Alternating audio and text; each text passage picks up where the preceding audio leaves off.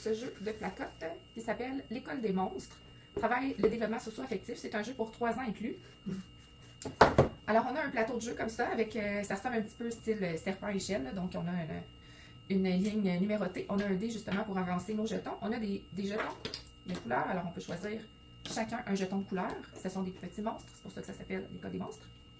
Et on a des cartes aussi qui vont être utiles au jeu. Donc, comment ça fonctionne? C'est avec l'enfant. Encore une fois, on va aider l'enfant s'il y a un peu plus de difficultés, parce que le but, c'est d'avoir du plaisir et pas que l'enfant se sente, comment je dirais, incompétent ou qu'il ne connaisse pas quoi faire. Donc, on va toujours l'accompagner s'il y a besoin. C'est un jeu aussi qu'on va développer, donc c'est toujours en apprentissage. Alors, on va prendre une carte. Sur la carte, on a un petit point d'interrogation. Donc, on se demande, est-ce que c'est bien ou c'est pas bien? Ça parle beaucoup d'habileté sociale, donc des réactions appropriées ou inappropriées à un événement.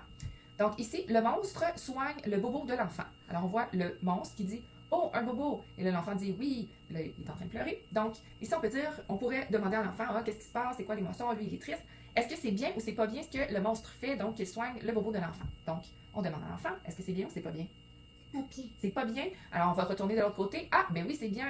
Le monstre, il est gentil. Il a réconforté l'enfant. Donc, on voit ici, c'est vert avec un pouce. Ça veut dire que c'était bien. Bon, là, cette fois-ci, par exemple, ma fille, elle dit c'était pas bien, donc elle l'aurait pas eu. On passerait à une autre carte. Si l'enfant ou le parent a la bonne réponse à ce moment-là, pardon, on va aller lancer le dé. Et c'est là qu'on va pouvoir aller avancer notre bonhomme. Donc, 1, 2, 3, 4, 5.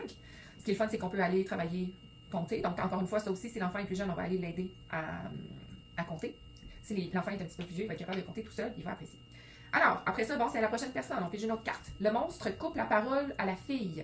Bla, bla, bla, bla. J'essaie de parler. Donc, est-ce que c'est bien ce que le monstre fait avec la petite fille ou c'est pas bien? C'est pas bien. C'est pas bien. On pourrait demander pourquoi aussi à l'enfant.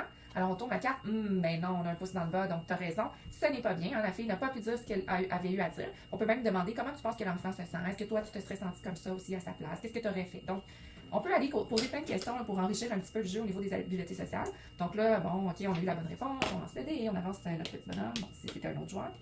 Donc, on va aller se positionner comme ça. Et on va monter jusqu'en haut et à la fin, on peut recevoir, là, je ne l'ai pas, là, c'est mon jeu à moi. Il y a des petits diplômes de monstres pour dire qu'on a réussi à l'école des monstres. On voit le petit bonhomme ici. Là. Donc, il y a des petits diplômes en papier. Là. Il y a une pile là, qui vient avec le jeu et on peut aller écrire le nom de l'enfant. Je me souviens plus des détails, là, mais en tout cas, c'est intéressant. L'enfant est tout fier. Il a réussi son test de l'école des monstres. Donc, il y a quand même vraiment beaucoup de cartes là, à faire. C'est sûr qu'il y en a des plus faciles, des plus difficiles, dépendamment de l'âge de l'enfant.